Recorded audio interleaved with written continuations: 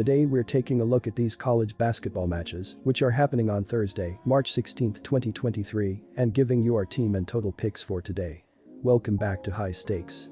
Before we dive into our video, don't forget to subscribe and push that notification bell to get notified as soon as we release these sport prediction videos, and make sure to watch it till the end so you don't miss any of our picks. Also check out our Patreon if you want to access our premium picks. Our Patreon is a way for us to help you improve your chances of making more money.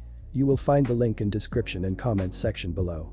One more thing before we start, check out our new channel High Stakes Props and Parlays, where you can find our player props and parlay picks predictions. You will find the link in the description and comments section below.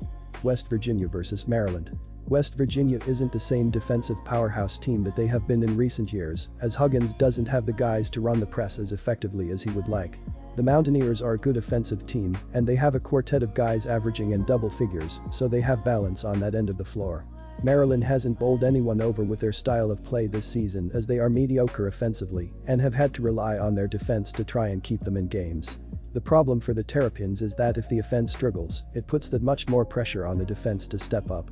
In the end, West Virginia has a little more cohesion and depth to work with here, and that carries them to a hard-fought victory. Our team pick is West Virginia Mountaineers -2 points. Both of these teams defended well this year. West Virginia's defense was better down the stretch of the season, and Maryland held opponents to 42.8% shooting. Maryland was also 314th out of 363 teams in adjusted tempo this season, and West Virginia should be fine playing a slower tempo game. Since the Mountaineers have been strong defensively all year, this should be a half-court game. Take the under 137.5 points. Furman vs Virginia. This spread is too low for this matchup. Furman only played one ACC team this season when they lost to North Carolina State by 19. Virginia also played North Carolina State, but the Cavaliers beat them by 13. Virginia only lost one game outside of the ACC, and that was to a Houston team that was ranked 5th in the nation at the time. Furman has a good scoring guard in Mike Bothwell, but Virginia has the Defensive Player of the Year in the ACC in Reese Beekman to slow him down. Beekman has been shutting down the top ACC guards all season, so he should have no trouble slowing down Bothwell. Furman's other top player Slauson will have a tough matchup with either Franklin or Gardner for Virginia.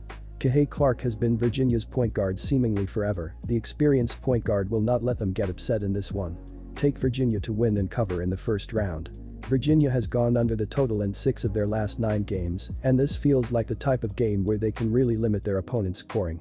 Virginia's previous 4 totals were all in the 120s, which is against much better competition.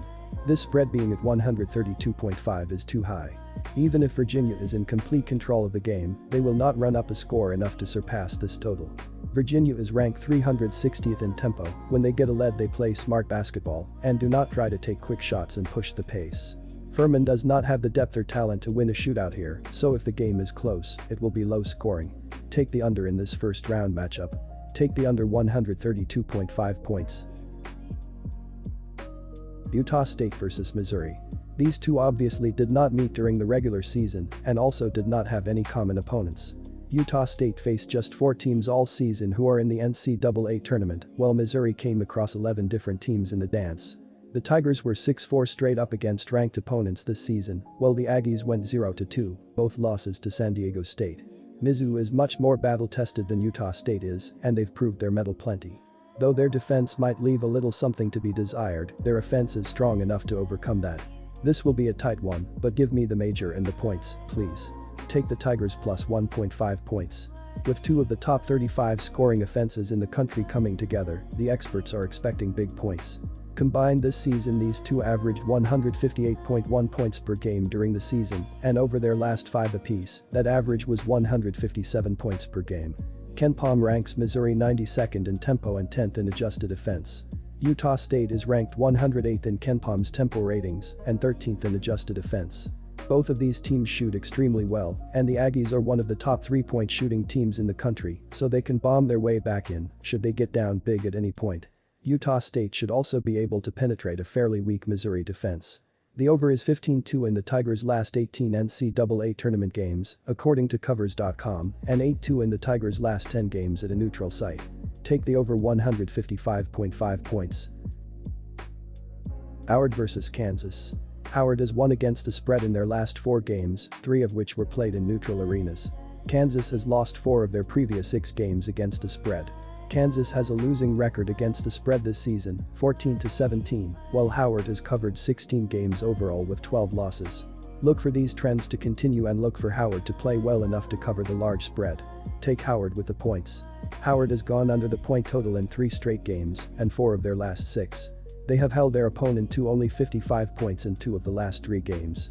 Kansas has gone under the point total in 7 straight games and has limited their opponent to 63 points or less in 5 straight. Look for Howard to try to slow down the game in an effort to remain competitive with the number 1 Jayhawks. Howard and Kansas currently rank 44th and 78th in pace of play, respectively. Most signs point to a lower scoring affair. Look for this game to go under the point total. Texas A&M vs Alabama. This one is going to be a challenge for the Islanders, even with their high-octane offensive attack. Texas A&M Corpus Christi is good on the glass, despite tending to run lineups with 4 guys that are 6'5" or shorter on the floor at once. That might not work with Bediako, 7, Miller, 6'9", and Clowney, 6'10", on the floor for Alabama. The Islanders don't have a guy taller than 6'8" that is a major factor in their rotation. Alabama is one of the most explosive offensive teams in the country. Mix that in with the Islanders' team lacking in size and who has problems on the defensive end of the floor, and the Crimson Tide rolls to the second round with a romp here. Our team pick is Alabama Crimson Tide minus 23.5 points. Even though Alabama was 4th in the nation in adjusted tempo, the Crimson Tide was also one of the best defensive teams in the country. They held opponents to just 37.2% shooting from the field. Alabama will face an Islanders team in this game that hasn't faced competition on their level before. The Crimson Tide should be able to build an early lead and then slow the game down. Take the under. Charleston vs San Diego State. San Diego State is on a roll, but 5 of their last 9 wins have been decided by 5 points or less. On the other side, Charleston has played 34 games this season with only 3 losses, and 2 came by 4 points or less. I like San Diego State to advance to round 2, but I expect this to be one of those tough 5 versus 12 matchups. The Aztecs are more battle-tested, but Charleston is a formidable opponent with wins over Colorado State, Virginia Tech, and Kent State. I will back Charleston to keep this game within 5 points. Our team pick is Charleston plus 5.5 points. Charleston has a variety of scorers, but they will not be able to put up huge numbers on the San Diego State defense that is ranked 10th in the nation in defensive efficiency.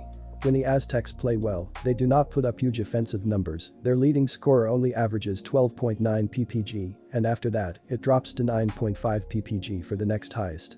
They do not run the score up on opponents.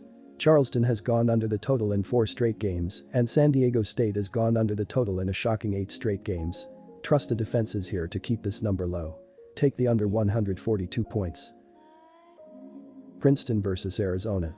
These two last played at the Fiesta Bowl Classic back in December of 1985, so it's been a little while since they've last met. They did not have a common opponent between them this season. Princeton only faced one NCAA tournament team all season, a loss to Iona in mid-December. Arizona has seen 7 different tourney teams throughout the season, many more than once, and went 10-2 straight up against them. Both of these teams are excellent at shooting and should probably cancel each other out on the glass enough to where no one will gain an advantage there. The Wildcats are 6-10-1 at TS when they are favored by double digits this season.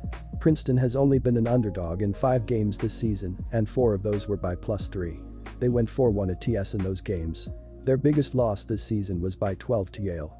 The Tigers' next biggest loss was by only 6. So, they do not lose by big margins.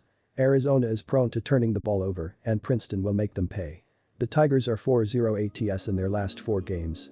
I won't go so far as to say that Princeton can win this game, but they'll keep it interesting as they always seem to do this time of year. Take the Tigers plus 13.5 points. On the year, these two teams had a combined average of 158.7 points per game. Over their last 5 games apiece, that number dips down to 152.8 points per game. This should not dissuade us too much, as 2 of Arizona's tallies were low scorers versus a tough UCLA defense. In the 3 non-UCLA games over their last 5, the Wildcats averaged 86.7 points per game. Princeton has averaged 76 over their last 3 games. KenPom ranks the Wildcats 9th in tempo and 4th in adjusted offense. Princeton is 172nd in tempo and 103rd in adjusted offense per KenPom. So, while the Tiger might not rank as high as Arizona in their pace of play, they still have a top half offense that can keep up. These two teams have seen a combined 34 of their games go over this season. The Tigers have had 8 of their last 10 games go over. Arizona had 7 of their last 10 go over. The over is 7-1 in Princeton's last 8 following an ATS win and is 5-0 in Arizona's last 5 Thursday games. Take the over 154.5 points. Illinois vs Arkansas. Full game. Arkansas has lost 4 of their previous 5 games against the spread, and they have a losing record overall this season, 15-16-2. Illinois has covered in 3 of their previous 6 games and has a 15-14-1 record against the spread this season. While Arkansas has played well in neutral arenas this season, winners of 5 of 7 games, they ended their season on a losing note and may have a tough time against a strong Illinois team. Take Illinois with the points. Illinois has gone over the point total in 3 straight games and has scored 76 points or more in 2 of their last 3. The Razorbacks have gone over in 2 of their previous 3 games and 5 of their last 7. Either Illinois or their opponent has scored at least 73 points in 6 of their past 7 games. Arkansas and Illinois currently rank 44th and 78th in pace of play respectively. Most signs point to a higher scoring affair. Look for this game to go over.